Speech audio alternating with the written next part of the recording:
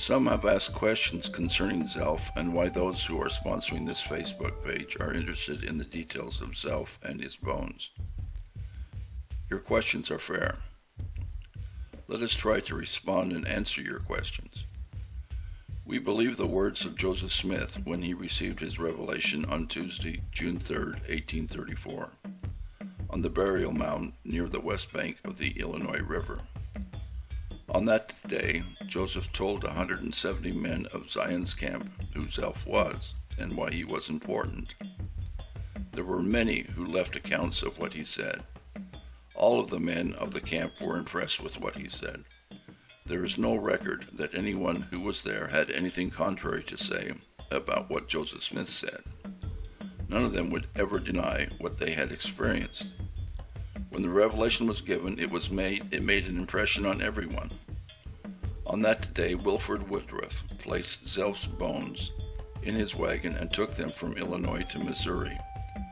30 days later, a group of 205 men would witness the burial of the bones at the time of the discharge of Zion's camp.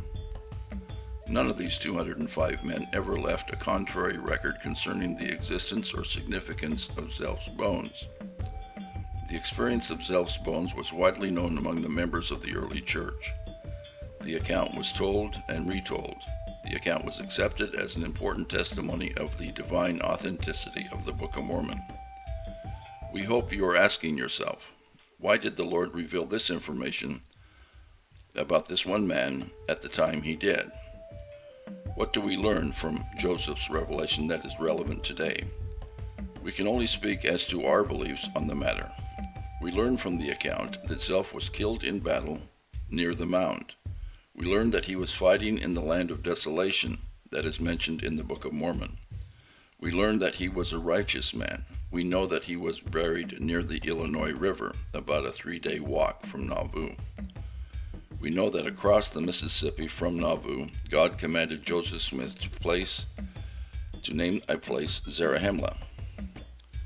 We learn that there was an altar near Zelph's burial site that was built in the way that the children of Israel were commanded to build altars, out of uncut stones and constructed in a 3-tier form that is also Hebrew in its religious custom.